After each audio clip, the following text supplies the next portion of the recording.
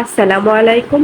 বাংলাদেশে ৯৯% মানুষই কিন্তু রাজকীয় স্বাদের এই দুধরাজ পিঠাটা কখনো খায়নি। মাত্র ২০ মিনিটে হাতের কাছে থাকা উপকরণ দিয়ে ঘরেই তৈরি করে নিতে পারবেন রাজকীয় স্বাদের এই দুধরাজ পিঠাটা। বাংলাদেশের মানুষ পিঠা পছন্দ করে না এমন কোনো মানুষই নেই। এই পিঠাটা একবার বানালে বারবার খেতে মন চাইবে, এতটাই লোভনীয় এই পিঠাটা। Welcome to my channel and three I cook চ্যানেলে থাকছে আপনাদের জন্য সবচেয়ে সহজ সহজ রেসিপিগুলো। তাহলে চলুন দেখে নেই। রাজকীয় স্বাদের দুধরাজ পিঠাটা তৈরি করার জন্য প্রথমে একটি বোলের মধ্যে চালের গুঁড়া নিয়ে নিচ্ছি 2 কাপ। আপনারা শুকনো চালের গুঁড়া দিয়েও এই পিঠাটি তৈরি করে নিতে পারবেন। এরপর হাফ চামচ লবণ দিয়ে দিচ্ছি।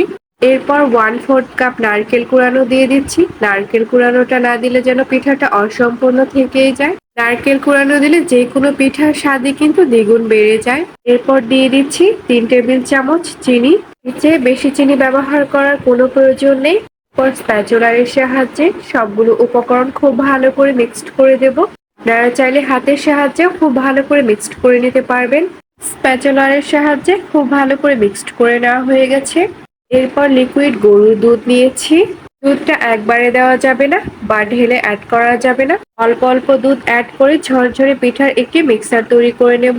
আমরা যেভাবে ভাপা পিঠার জন্য মিক্সারটা তৈরি করি ঠিক সেইভাবে এই পিঠার মিক্সারটাও তৈরি করে নেব। দুধটাকে হাতের সাহায্যে এইভাবে অল্প অল্প করে দিয়ে মিক্সারটা তৈরি করে নেব। এই পিঠার মিক্সারটা তৈরি করতে আমার অল্প একটু পরিমাণে দুধ লেগেছে। আপনারা যদি শুকনো চালের গুঁড়া ব্যবহার করেন তাহলে কিন্তু দুধের পরিমাণটা খুবই কম লাগবে। চালের গুঁড়ার মধ্যে যখন এমন কনসিস্টেন্ট চলে আসবে ঠিক তখনই দুধ অ্যাড করা বন্ধ করে দিব। হাত দিলে এভাবে চাপ দিলে ঝুরঝুরে হয়ে যাবে। তখন বুঝতে পারবেন পিঠার মিক্সচারটা একদম রেডি হয়ে গেছে। এরপর আরো একটি বোল নিয়ে নিলাম। বোলের মধ্যে একটি ছাঁকনি নিয়ে নিয়েছি। এখন এই ছাঁকনির সাহায্যে পিঠার মিক্সচারটাকে ছেঁকে খুব ভালো করে ঝরঝরে করে নেব। অবশ্যই কিন্তু খুব ভালো করে ছেঁকে ঝরঝরে করে নিতে হবে, এতে করে পিঠাটা কিন্তু খেতে খুবই ভালো লাগবে। ছাঁকনির সাহায্যে খুব ভালো করে ঝরঝরে করে নেওয়া হয়ে গেছে। হাতের সাহায্যে আমি আপনাদেরকে একটু দেখিয়ে দিচ্ছি কনসিস্টেন্টটা ঠিক কেমন হবে।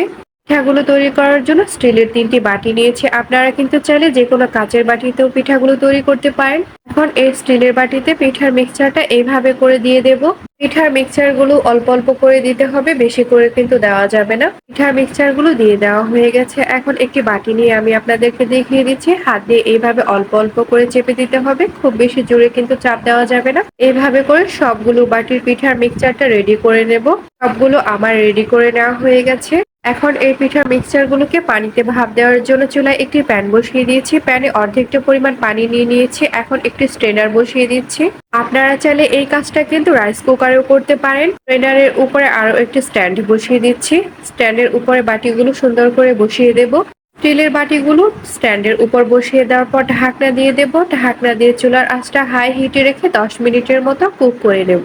এই পিঠাগুলো কুক করতে আমার 10 মিনিট সময় লেগেছে, আপনাদের হয়তো বা কম বেশিও লাগতে পারে। 10 মিনিট পর পিঠাগুলো যখন হয়ে গেছে ঢাকনাটা খুলে নিচ্ছি। পিঠাগুলো একদম পারফেক্ট হয়েছে। এখন এই পিঠাগুলোকে প্যান থেকে নামিয়ে খুব ভালো করে ঠান্ডা করে নেব।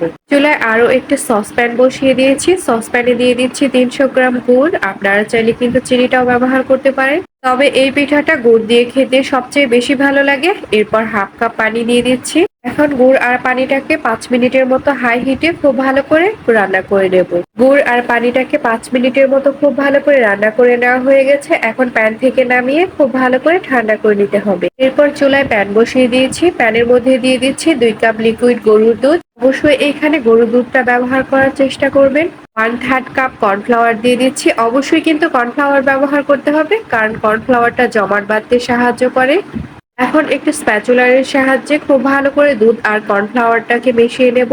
স্প্যাচুলারের সাহায্যে দুধ আর কর্নফ্লাওয়ারটাকে খুব ভালো করে মিক্সড করে নেওয়ার পর আমরা যে গুড়ের মিশ্রণটা তৈরি করেছিলাম সেই গুড়ের মিশ্রণটা দুধের উপর এইভাবে করে ঢেলে দেব।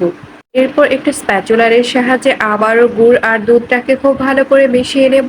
মেশানো হয়ে গেলে চুলার আঁচটা লো টু মিডিয়াম হিটে রেখে একটু স্প্যাচুলারের সাহায্যে এইভাবে করে অনবরত নাড়তে হবে। নাড়া বন্ধ করলে প্যানের তলানিতে লেগে পোড়া গন্ধ আসতে পারে, তাই এইভাবে মিশ্রণটাকে অনবরত নেড়ে জমাট বাঁধাতে হবে। অনবরত নাড়তে নাড়তে মিশ্রণটা একটা পর্যায়ে দেখতে পাবেন যে এরকম ঘন হয়ে এসেছে, ঠিক তখনই চুলাটা অফ করে দিতে হবে। এরপর একটু স্টিলের চামচের সাহায্যে মিশ্রণটাকে তুলে নেব। আমরা যে স্টিলের বাটিতে পিঠাটা তৈরি করেছিলাম সেই স্টিলের বাটিতে এভাবে করে মিশ্রণটাকে দিয়ে দেব। এভাবে করে সবগুলো বাটিতে মিশ্রণ দিয়ে দেব। সবগুলো বাটিতে মিশ্রণটা দিয়ে দেওয়া হয়ে গেছে। এখন হাতের সাহায্যে স্টিলের বাটিগুলো এইভাবে করে নেবো, এতে করে মিশ্রণটা চারপাশে সমান হয়ে যাবে। এখন এই পিঠাগুলোকে রুম টেম্পারেচারে রেখে দেবো 15 থেকে 20 মিনিটের জন্য। 15 থেকে 20 মিনিট পর এই পিঠাগুলো কিন্তু পারফেক্টলি সেট হয়ে যাবে। রুম টেম্পারেচারে 15 থেকে 20 মিনিট থাকার পর পিঠাগুলো একদম পারফেক্ট ভাবে সেট হয়ে গেছে। এখন হাতের সাহায্যে পিঠাগুলোকে চারপাশ থেকে এইভাবে করে ছাড়িয়ে নেব। এরপর একটি প্লেটের মধ্যে পিঠাগুলোকে এইভাবে করে ডিমোল্ড করে নেব। পিঠাটাকে ডিমোল্ড করে নেওয়া হয়ে গেছে। এইভাবে করে সবগুলো পিঠা ডিমোল্ড করে নেব। সবগুলো পিঠা ডিমোল্ড করে নেওয়া হয়ে গেছে। এরপর আমি একটি ট্রেতে নিয়ে নিয়েছি। দেখতেই পাচ্ছেন পিঠাগুলো ঠিক কতটা লোভনীয় লাগছে। হাতের কাছে থাকা উপকরণ দিয়ে এই পিঠাটা বানিয়ে পরিবারের সবাইকে চমকে দিন। আর হ্যাঁ, যদি এই পিঠার রেসিপিটি আপনাদের ভালো লাগে তাহলে অবশ্যই লাইক, কমেন্ট এবং শেয়ার করবেন। ইউটিউব থেকে দেখে থাকলে কিন্তু সাবস্ক্রাইব করবেন, আর ফেসবুক পেজ থেকে দেখে থাকলে কিন্তু ফলো করবেন।